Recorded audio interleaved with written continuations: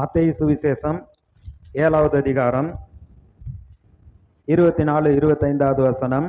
ஆகையால் நான் சொல்லிய இந்த வார்த்தையை கேட்டு இவைகளின்படி செய்கிறவன் எவனோ அவனை கண்மனையின் மேல் தன் வீட்டை கட்டின புத்தியுள்ள மனுஷனுக்கு ஒப்பிடுவேன். பெருமழை சொரிந்து பெருவெள்ளம் வந்து காற்று அடித்து அந்த வீட்டின் மேல் மோதியும் அது விழவில்லை.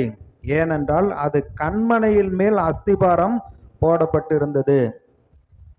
பிரச்சனைகள் நம்மளை மோதினாலும் நீதிமான் என்றென்றைக்கும் அசைக்கப்படுவதில்லைன்னு இருக்கு.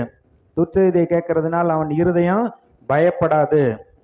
அப்போ பாருங்க, நம்ம அசைக்கப்படாமல் இருப்போம். ஆனா இயேசு இல்லை, அவருடைய வார்த்தை இல்லை, அவருடைய கிருபை இல்லை, ஆவியானவருடைய பலன் இல்லைங்கிறப்ப உலகம் எளிதில் நம்மளை அடிச்சு இந்த பக்கம் எழுதிட்டு போயிடும். ஏன்னா வார்த்தை இல்லை, கண்மலை இனிமேல் நம்ம கட்டப்படலைன்னா நம்ம வாழ்க்கை அழிந்து விடும். அப்ப ஏசு சொல்றாரு, ஏன் வார்த்தையை கேட்டு அதன்படி செய்கிறவன் தான் புத்தி உள்ளவன்கிறாரு. சுவிசேஷம் 10வது அதிகாரம் 38 இருந்து. பின்பு அவர்கள் பிரயாணமாய் போகையில் ஒரு கிராமத்தில் பிரவேசித்தார். அங்கே மார்த்தாள் என்னும் பெயர் கொண்ட ஒரு ஸ்திரீ அவரை தன் வீட்டிலே ஏற்றுக்கொண்டாள். அவளுக்கு மரியாள் எனப்பட்ட ஒரு சகோதரி இருந்தால்.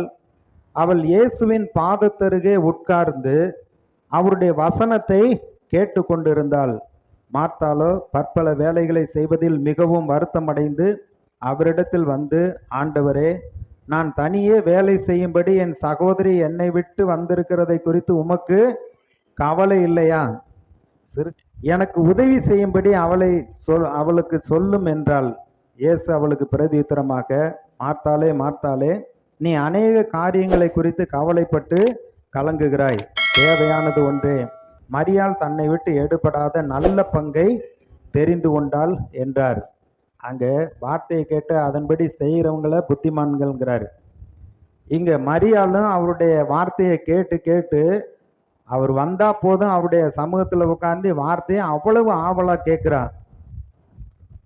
அவர் அநேக காரியங்களை சொல்லியிருப்பார். அவருடைய மரணம், உயிர்த்தெழுதல் எல்லாவற்றையும் அவர் சொல்லி இருப்பார்.